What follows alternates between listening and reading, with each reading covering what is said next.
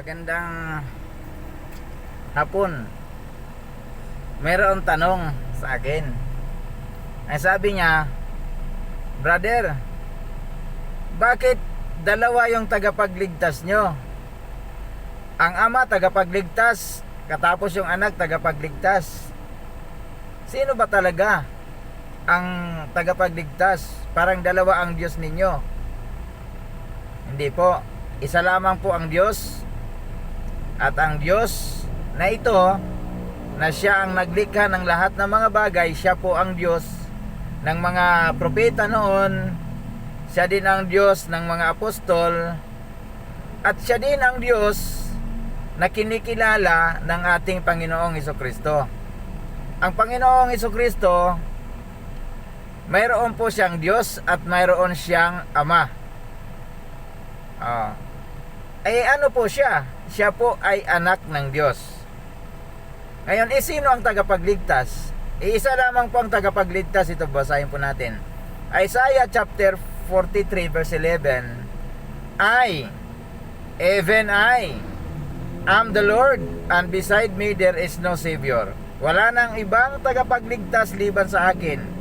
Ako ang Panginoon. Itong Lord na ito, siya ang Diyos ng mga Israelita na nagligtas mula doon sa Egypt papunta doon sa Canaan. Okay? Ano naman ito ano naman ito ang ating Panginoon Kristo? Ito po sa ating Panginoon Kristo. 1 John 4:14. And we have seen and do testify that the Father sent the Son to be the Savior of the world. Si Kristo ay pinadala upang magligtas ng sanlibutan. Sino ba ang tagapagligtas? Ang Ama pa rin. Ang kanyang ginamit upang magligtas ng sanlibutan, walang iba kundi yung anak. Amen? Pero alam nyo ba na ang specific na layunin ng ating Panginoong Kristo ay magligtas sa kanyang asawa?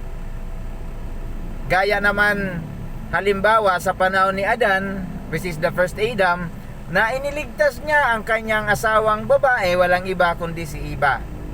At ito naman ang ating Panginoong Kristo, kaya siya nandito sa lupa, nabuhay, pinanganak, at nabuhay, namatay, upang iligtas ang kanyang asawa. Ito po ang sabi ni Apostol Pablo, Ephesians chapter 5 verse 23. For the husband is the head of the wife, even as Christ is the head of the church, and He is the Savior of the body. Yung body po na tinutukoy, walang iba kundi yung church, na ang ulo ng iglesia, walang iba kundi ang ating Panginoong Hesukristo. At ang iniligtas ng ating Panginoong Kristo ay ang kanyang sariling katawan. Amen? So isa lamang po ang Diyos na tagapagligtas, yun yung Ama ng ating Panginoong Kristo.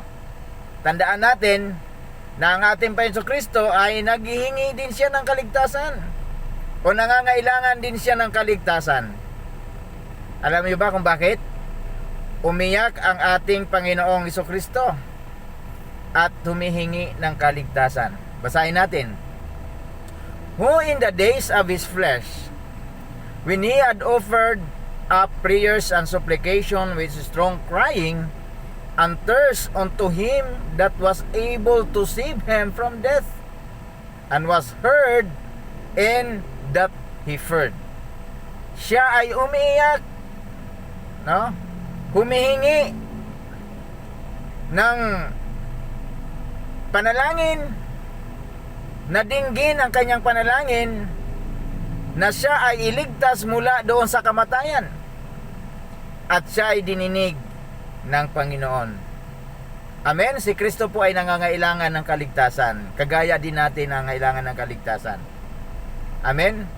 So sino ba ang tagapagligtas? Ang Diyos na Ama ng ating Panginoong Hesukristo. Pagpalain kayo ng Panginoon.